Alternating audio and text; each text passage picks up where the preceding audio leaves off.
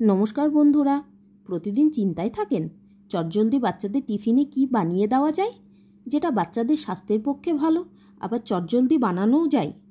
তবে ঝটপট বানিয়ে ফেলুন এই টিফিন রেসিপিটি, চিড়ের আপ্পে বা আপ্পাম। হ্যাঁ, প্রথমে 2 পিস ব্রেড, জল দিয়ে ধুয়ে জল ঝরিয়ে রাখা চিড়ে, একটি মিডিয়াম সাইজের আলু গ্রেড করে রাখা, পেঁয়াজ কুচি, লঙ্কা কুচি, রসুন কুচি, ধনেপাতা কুচি আর ছোলার ছাতু 2 চামচ।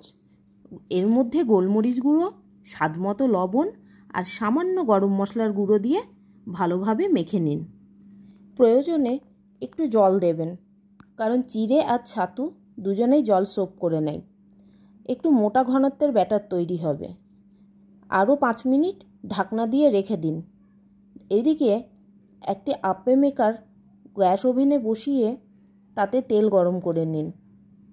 তেলে গরম হয়ে এলে তার ভেতরে চামচের সাহায্যে এই ব্যাটারটি অল্প অল্প করে দিয়ে দিন। ব্যাস, এপাশ ওপাশ উল্টিয়ে পাল্টিয়ে ভাজতে থাকুন।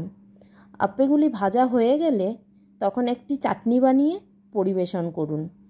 আমি এখানে কাসুন্দি, tomato sauce, chilli sauce, red chilli এখানে আমি ব্যবহার করে একটি চাটনি বানাই, যেটা আমার ছেলেরও খুব পছন্দের, আবার আমাদের বাড়ির সকলের পছন্দের। এইভাবে একটি চাটনি বানিয়ে পরিবেশন করুন, দেখবেন বাচ্চা টিফিনে পুরো চেটেপুটে খেয়ে এসেছে।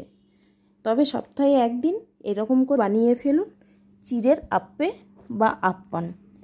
যদি এই রেসিপিটি আপনাদের ভালো লেগে থাকে তবে আমাকে জানাবেন। আমি আরও অনেক নতুন নতুন রেসিপি আপনাদের সামনে নিয়ে আসার চেষ্টা করব। ধন্যবাদ।